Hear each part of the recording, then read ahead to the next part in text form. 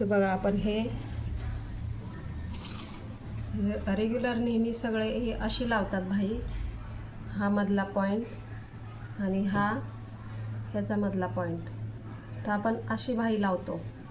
तर ही भाई अशी न लावता हे आपल्याला हे अशी उलट लावायची आहे. ही खूप छान बसते भाई. हे बघा हा पार्ट वरती आणि हा बाहीचा पार्ट खाली.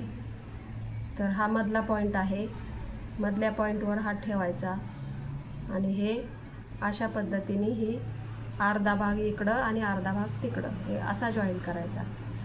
यामुळे काय होतं, भाईला घोळ येत नाही, भाई खूप छान बसते. तर बघा हे अशी जोडायची. अशा पद्धतीने भाई जोडले ना बरोबर पण बसते. हे बघा एकदम टोकाला टोक जुळत आहेत.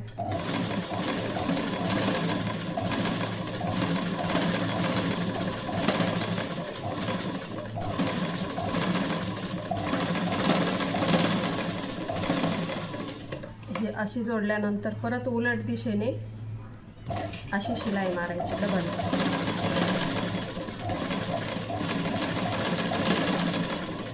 अशी शिलाई मारायची. एकावर एक शिलाई मारायची म्हणजे कसं उसवत नाही, पॅक होते.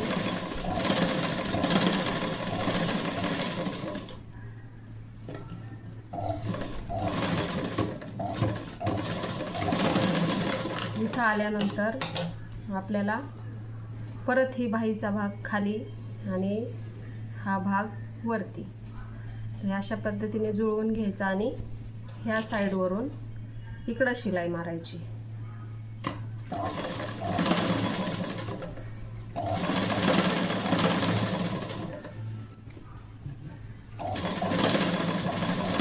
तुम्ही या पद्धतीने भाई जोडून बघा, तुम्हाला खूप फरक दिसेल.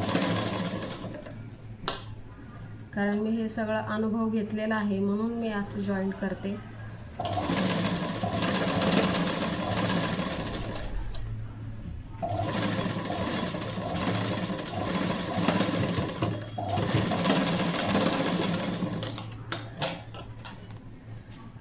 हे बघा हे अशा पद्धतीने भाई जोडले ना तर हा भाग फुगीर होत नाही. नाहीतर काय होतं, आपण तशी भाई जोडले ना तर हा भाग फुगीर होतो आणि हा भाग खाली जातो. तर अशा पद्धतीने ही भाई जोडली ना खूप छान फिनिशिंग येते. इकडची पण मी तशीच जोडलेली आहे, ह्या साईडची पण. तुम्ही अशा पद्धतीने जोडून बघा.